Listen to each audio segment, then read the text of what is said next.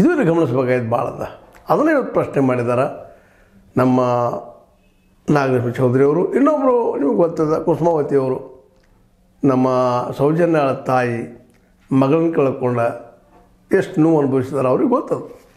ಮಕ್ಕಳನ್ನ ಕಳ್ಕೊಂಡವ್ರಿಗೆ ಗೊತ್ತಾಗ್ತದೆ ಎಷ್ಟು ಅವ್ರಿಗೆ ಮನುಷ್ಯನ ಆದಂಥ ಆಘಾತಗಳೇನು ಎಂತು ಅಂತೇಳಿ. ಆ ಒಂದು ಇಬ್ಬರು ಹೆಣ್ಮಕ್ಳ ಸಲುವಾಗಿ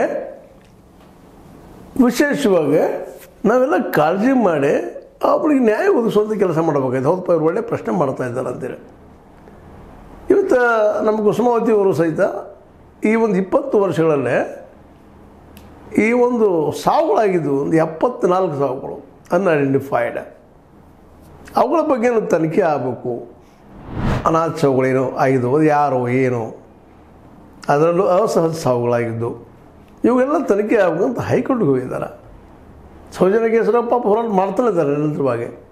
ಆದರೆ ಇಲ್ಲಿವರೆಗೆ ಯಶಸ್ಸು ಸಾಧಿಸೋಕ್ಕಾಗಿಲ್ಲ. ನಿಜವಾದ ಅಪರಾಧಿಗಳು ಯಾರು ಅನ್ನೋದನ್ನು ಅವ್ರು ಕಂಡಿಡ್ಲಿಕ್ಕೆ ಆಗಿಲ್ಲ. ಮತ್ತು ಅದು ಆಗೋ ಸಾಧ್ಯತೆಗಳು ಈಗಿನ ಮಟ್ಟಿಗೆ ನೋಡಿದ್ರೆ ಆಗ್ತಾ ಇಲ್ಲ ಅಂತ ಅನಿಸ್ತದೆ. ಯಾಕೆಂದರೆ ಕುಸುಮಾವತಿ ಅವರು PI ಅಲ್ಲಿ ಹೋಗಿದ್ದಾರೆ ಹೈಕೋರ್ಟ್ಗೆ. ಹೋಗಿ ಇವು ಎಲ್ಲ ಕೇಸ್ಗಳ ಬಗ್ಗೆ ನಮಗೆ ಪ್ರತಿಯೊಂದು ಸಪ್ರೇಟ್ ಆದಂಥ FIR ಆಗಲಿ.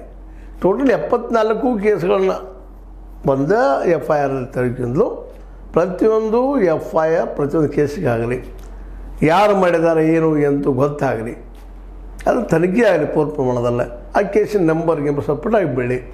ಈ ಎಲ್ಲ ನೆಲೆಗಟ್ಟಿನಲ್ಲಿ ಅವರಿದ್ದಂಥವ್ರು ಇವತ್ತು PI ಅಲ್ಲಿ ಹೋಗಿದ್ದಾರೆ ಹೈಕೋರ್ಟ್ಗೆ. ಇದನ್ನು ವಿರೋಧಿಸ್ತಾ ಇದ್ದಾರೆ ಈ ಜನ. ಅಲ್ಲರಿ ಈಗ ಅವರು